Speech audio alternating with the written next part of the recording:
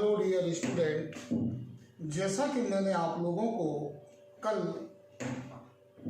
Last videos में पुराने student जिनका एग्ज़ाम अभी होना है उन लोगों को इन्फॉर्मेशन दिया था, कुछ सवाल एडमिशन के मैंने बताए थे। आज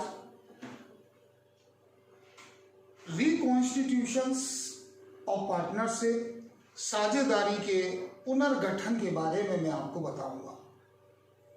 आप समझिए, बहुत आसान होता है।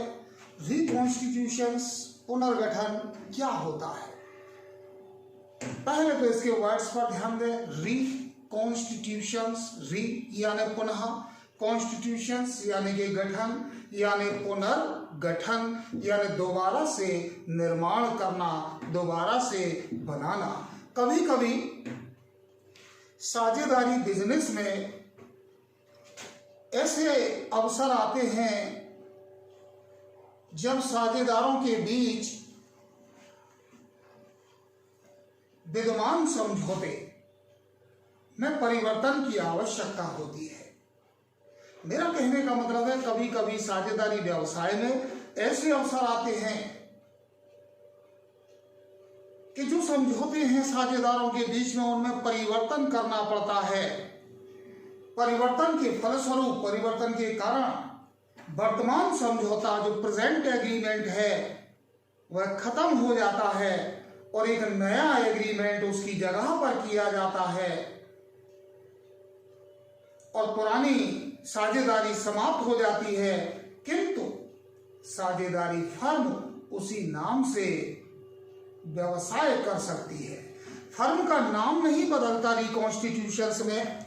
आप बदलना चाहें तो बदल सकते हैं, लेकिन साझेदारों को जो एग्रीमेंट होता है उसमें परिवर्तन हो जाता है। तो रिकॉन्स्टिट्यूशन यानी पुनर्गठन, यानी एक साझेदारी फर्म को दोबारा से तैयार करना, दोबारा से प्रिपेयर करना, एक नया एग्रीमेंट तैयार करना और पुराने एग्रीमेंट को खत्म करके, वही होता है रिकॉन्स्टिट्यूशंस यानी पुनर्गठन। अब रिकॉन्स्टिट्यूशंस, पुनर्गठन के 4-5 कॉजेज हैं, 4-5 कारण हैं। मैं आपको वो 4-5 कॉजेज समझा देता हूं, उसके बाद में थोड़ा सा इसके न्यूमेरिकल बारे में भी बताऊंगा। 4-5 कारण ऐसे होते हैं जिसके कारण से पार्टनरशिप का रिकॉन्स्टिट्यूशंस किया जाता है। पहला है change in profit sharing ratio, लाभ हानि अनुपात में परिवर्तन के कारण। यदि अगर साझेदार आपस में जो निर्णय करें कि लाभ और हानि में हमको परिवर्तन करना है, रेशियो बदलना है, अनुपातों को चेंज करना है, तब ऐसी कंडीशन में रिकॉन्स्टिट्यूशंस यानी पुनर्गठन किया जाता है। दूसरा, एडमिशन ऑफ अ पार्टनर। अगर किसी नया साझेदार का प्रवेश हो रहा है, कोई नया साझेदार फर्म के अंदर आ रहा है, तो ऐसी कंडीशन में भी हम अपनी फर्म का पुनर्गठन यानी रिकॉन्स्टिट्यूशन पार्टनरशिप का कर सकते हैं। तीसरा रीजन, रिटायरमेंट ऑफ पार्टनर। जब कोई पार्टनर फर्म से रिटायरमेंट ले रहा है तो उसके रिटायर करने के अवकाश की स्थिति में हम अपनी फर्म को दोबारा से पुनर्गठित यानी रिकॉन्स्टिट्यूट कर सकते हैं। चौथा रीजन हम ले सकते हैं, डेथ ऑफ एनी पार्टनर। किसी साझेदार की मृत्यु हो जाने पर, यदि अगर फर्म का कोई साझेदार मर जाता है, उसकी डेथ हो जाती है, तो ऐसी कंडीशन में भी फर्म को रिकॉन्स्टिट्यूट किया जा सकता है, उसको दोबारा से पुनः गठित किया जा सकता है। देखिए, जब कोई पार्टनर आता है तो परिवर्तन होता है, जब पार्टनर जाता है तो परिवर्तन होता है, और जब कोई मर जाता है तो स्वाभाविक है कि परिवर्तन होता है। और 5वां टॉपिक आप ले सकते हैं, एमालगमेशन ऑफ टू फर्म। एमालगमेशन, दो फर्मों का एकीकरण। एमालगमेशन का मतलब बता रहा हूं, दो फर्मों का एकीकरण। कभी कभी, अभी एग्जांपल भी दूंगा, कभी कभी प्रतियोगिता समाप्त करने के लिए दो फर्मों का एकीकरण करके उनका संविलियन कर दिया जाता है। जैसे मैं आपको एक एग्जांपल देता हूं, ए और बी दो फर्में हैं, दोनों समान साइज, समान आकार, समान मूल्य, समान गुणवत्ता की वस्तुएं बनाती हैं। मान लीजिए कोई नहाने का साबुन बनाती हैं दोनों ही कंपनियां। ए कंपनी भी अपना साबुन 10 का बेचती है, बी कंपनी भी अपना साबुन 10 का बेचती है, दोनों के बीच में कंपटीशन चल रहा है, प्रतियोगिता चल रही है। ए ने अपना मूल्य गिराया, बी ने अपना मूल्य गिराया, ए ने मूल्य बढ़ाया, बी ने मूल्य बढ़ाया। तो ऐसे कंपटीशन को खत्म करने के लिए दोनों फर्म के ओनर आपस में मिल गए और बोले यार आपस में कंपटीशन हो रहा है, क्यों ना हम इस कंपटीशन को खत्म करें और सारा मार्जिन स्वयं मिलकर उठाएं। तो ऐसी सिचुएशन में वे दोनों फर्में एमालगेट हो जाती हैं, आपस में मिल जाती हैं और एक नई फर्म का निर्माण कर सकती हैं, जैसे ए बी फर्म। तो दो फर्में खत्म होकर एक फर्म का निर्माण कर देना एमालगेशन यानी एकत्रीकरण, दो फर्मों का सम्मिलन यानी कि पुनर्गठन कहलाता है। 5 रीजन मैंने आपको बताए।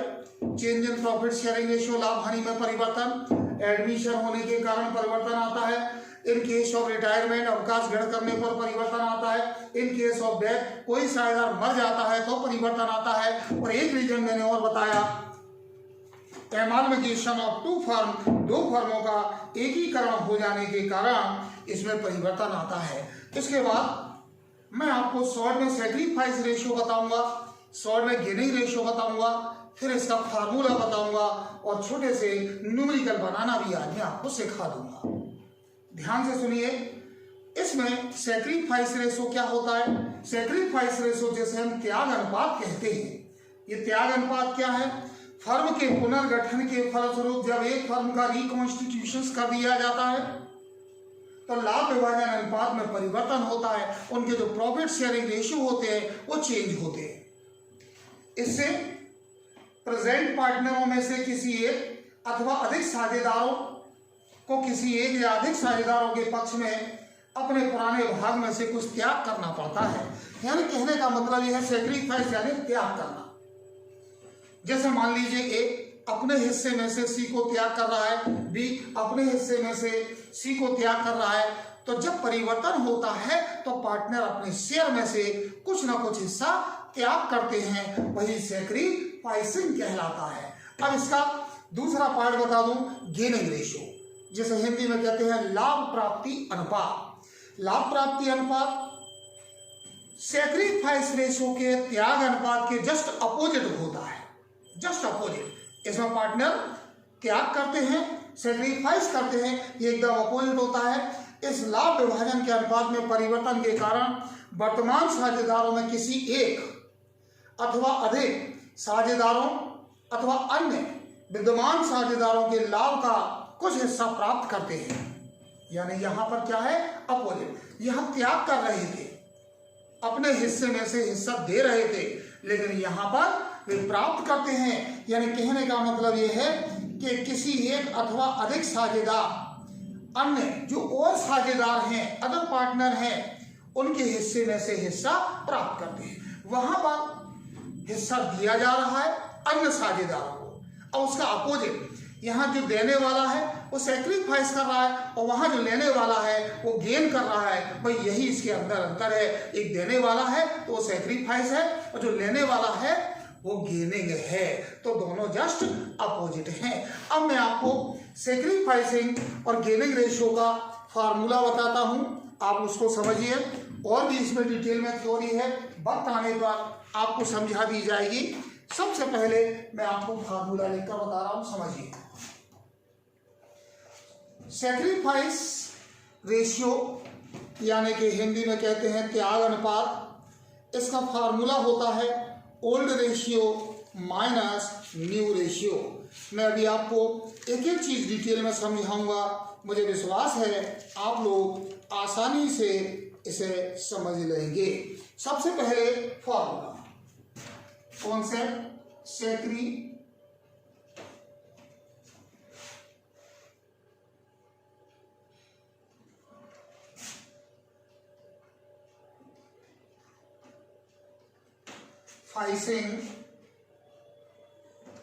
सैक्रिफाइसिंग रेशियो बराबर ओल्ड रेशियो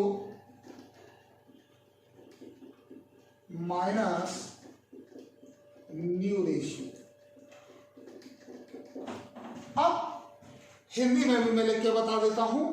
सैक्रिफाइसिंग यानी त्याग अनुपात बराबर पुराना अनुपात माइनस नया अनुपात। अब हमारे सामने एक प्रॉब्लम आएगी और आती है अक्सर, हम लोग डिसीजन लेने में थोड़ा सा कंफ्यूजन होता है कि हम सवाल करते समय ये कैसे पहचाने पुराना रेशियो ओल्ड रेशियो कौन सा है और न्यू रेशियो कौन सा है। ओल्ड में से न्यू को घटाना है। मैं आपको 2-3 बातें बताता हूं, आप समझिएगा। ओल्ड रेशियो वो होता है जिसमें पहले पार्टनर बंटवारा कर रहे होते हैं।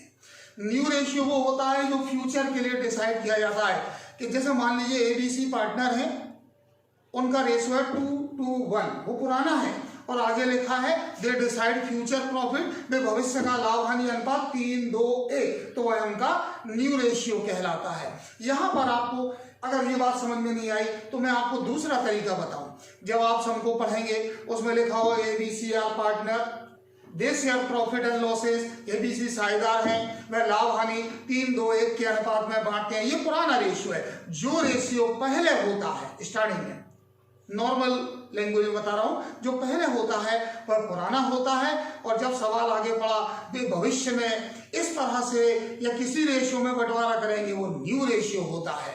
तो old minus new equal to sacrifice ratio. अब आप एक सवाल को समझिए और फिर मैं आगे के सवालों की बात आपसे करूंगा, ध्यान से समझिएगा।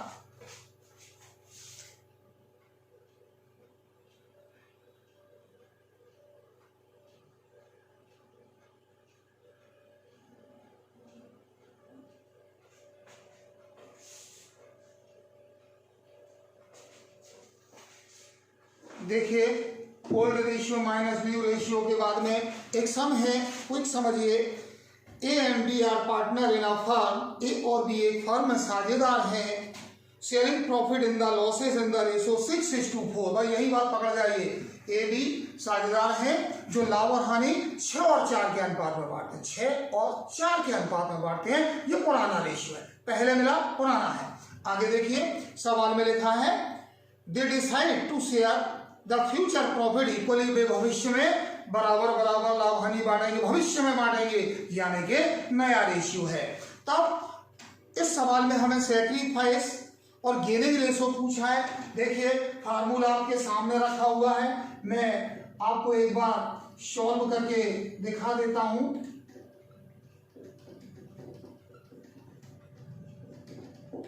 पहले इसकी लैंग्वेज बनाए, कॉन्सेप्ट बनाए। क्वेश्चन नंबर 1 है, पहले हम लेते हैं ओल्ड रेशियो। सभी लोग ध्यान से समझिए, ओल्ड रेशियो हिंदी में लिख देता हूं समझने के लिए, पुराना अनुपात। अब इसको देखिए, पहले पुराना लिखते हैं हम, नाम है ए और बी, इसका रेशियो है 6, इसका रेशियो है 4, 6:4। किताब में देखिए 6 और 4 10, 6/10 4/10। हमने पहले पुराना लिख दिया।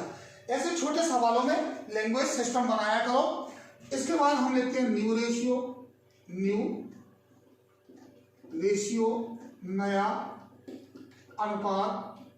अब आप देखिए नया अनुपात ए और बी का, ये ए है ये बी है, आप इसके नीचे लिख सकते हैं या अगेन आप ए और बी लिख सकते हैं। तो किताब में लिखा है, देखिए ध्यान से, नया अनुपात भविष्य का अनुपात इक्वली, यानी बराबर बराबर। बराबर कितने आदमी हैं? 2, और बराबर है तो 1/2 और 1/2, ये इनका नया रेशियो। अब हम अपने फार्मूले को पुट करेंगे। हमारा फार्मूला है सैक्रिफाइस, शॉर्ट में लिख रहा हूं, रेशियो त्याग अनुपात बराबर old ratio minus new ratio. सवाल सॉल्व करने का सबसे सरल तरीका, पहले रेशियो लिखो ओल्ड और न्यू, फिर फार्मूला लिखो, उसके बाद सॉल्व करो, पूरे नंबर मिलते हैं। अब सबसे पहले हम सॉल्व करते हैं ए का ओल्ड रेशियो, यहां बोर्ड पर ध्यान दीजिए, ए का रेशियो कितना है ओल्ड? 6/10 माइनस ए का न्यू रेशियो क्या है? 1/2। हम 10 का और 2 का एलसीएम लें तो 10 आता है। 10 और 2 का एलसीएम लेना सबको आता है। ये मैंने 10 रख दिए, मैंने 2 रख दिया, आप देख लीजिए। 2 से डिवाइड किया, 2 5 10, 2 एकम 2। जिनको नहीं आता उनके लिए बता रहा हूं, 5 एकम 5, ये कैंसिल, 5 दूनी 10। सभी लोगों ने सीखा है, ये तो 10th लेवल तक का है। अब इस न्यूमरेटर डेनोमिनेटर का ध्यान रखना बंधु। आप में से बहुत सारे लोग मैथमेटिक्स में कमजोर होते हैं, पढ़े लिखे तो बहुत होते हैं, होशियारी बहुत ज्यादा दिखाते हैं, आता कछु नहीं है। ध्यान देना, यहां पर कंफ्यूजन हो जाता है बहुत सारे लोगों को। इस नीचे वाली संख्या का इसमें डिवाइड करें, 10 एकम 10, 1 जो 1 आया, जो भागफल आया डिवाइड करने पर आया, उस 1 का इस न्यूमरेटर में यानी अंश में गुणा करेंगे। 10 एकम 10, 1 और 1 का 6 से इंटू किया तो 6। अब इस 2 का इसमें डिवाइड करेंगे, डेनोमिनेटर का इसमें 2 पंजे 10, 2 5 10, 5 और 5 का 1 में गुणा करा, 5 एकम 5, 6 में से 5 माइनस किया 1/10। ये आपका ए का रेशियो निकल आया। अब हम सॉल्व करते हैं बी। अब देखिए बी का ओल्ड रेशियो 4/10, न्यू रेशियो 1/2। अब इसका एलसीएम लेते हैं, 10 और 2 का एलसीएम 10। वही ट्रिक फिर अपनाएं, इस संख्या का इसमें डिवाइड करें, 10 एकम 10, 1 का 4 से इंटू किया 4, 2 का डिवाइड किया 10 में 5, 2 5 10, 5 और 5 एकम 5। यहां पर देखिए घबराना नहीं, 4 - 5 नेगेटिव हो रहा है, 4 - 5 नेगेटिव हो रहा है, यानी कि ये आपका हो रहा है -1/10। तो ये सैक्रिफाइस नहीं हुआ, नेगेटिव होने के कारण ये कहलाएगा गेन। क्या कहलाएगा? गेन। जो पॉजिटिव आता है वह सैक्रिफाइस है, जो नेगेटिव आता है वो गेनिंग कहलाता है, यानी लाभ प्राप्ति में चला जाता है। ये बात याद रखिएगा। और इस पूरे चैप्टर की खास बात यही रहेगी, अगर 2 पार्टनर हैं तो एक पॉजिटिव आएगा और एक नेगेटिव आएगा। 3 पार्टनर हैं तो हो सकता है एक पॉजिटिव आए 2 नेगेटिव आए, लेकिन रेशियो बराबर होगा। और यदि हो सकता है कि आपका जो है 2 पॉजिटिव और 1 नेगेटिव हो जाए, या 1 नेगेटिव 2 पॉजिटिव हो जाए, कोई भी सिचुएशन हो सकती है, लेकिन रेशियो बराबर होगा। तो ये बात को आपको रिमेंबर रखना है। ओल्ड माइनस न्यू, पहले पुराना रखना है फिर नया रखना है, एलसीएम लेके सॉल्व करना है। जो पॉजिटिव निकलेगा वो सैक्रिफाइस है, और जो नेगेटिव हो जाएगा माइनस का आ जाएगा वो गेनिंग रेशियो कहलाता है। इस तरह से एक सम मैंने आज आपको तैयार करा दिया। आगे के समों को आप प्रयास करके देखिएगा। मैं नेक्स्ट वीडियो में आपको आगे के सवाल सिखाऊंगा, लेकिन फिर मैं एक बार याद दिला दूं, रिकॉन्स्टिट्यूशन बहुत आसान है। फर्म का पुनर्गठन यानी एक नई फर्म का निर्माण करना। निर्माण करने के 5 रीजन मैंने आपको बताए थे। Change in profit sharing ratio, लाभ हानि अनुपात में परिवर्तन के कारण, admission of a new partner, नए साझेदार के आने पर, रिटायरमेंट ऑफ अ पार्टनर, एक साझेदार के जाने पर, डेथ ऑफ अ पार्टनर, किसी साझेदार के अल्लाह को प्यारे हो जाने पर फर्म में जो परिवर्तन आता है तो रिकॉन्स्टिट्यूशन किया जाता है। और एक मैंने बताया था एमाल्गमेशन ऑफ 2 फर्म, 2 फर्मों का एकत्रीकरण हो जाने पर। इसका मतलब ये होता है कि जब 2 फर्में मिलकर एक फर्म का निर्माण कर दें, क्यों कर दें? ताकि उनके आपस के बीच की प्रतियोगिता खत्म हो जाए। एग्जाम्पल तो मेरे पास बहुत अच्छा है, लेकिन उसके अंदर कंपनियों के नाम आ रहे हैं और वो विज्ञापन वाली बात हो जाएगी। इसलिए मैंने ए और बी 2 फर्में लेकर के आपको एक एग्जाम्पल समझाया था। ध्यान से देखिए, समझिए, नोट कीजिए और नेक्स्ट सवाल को बनाने का प्रयास कीजिए। आगे के सम मैं कल वीडियोस में आपको बताऊंगा। आज इतना काफी है।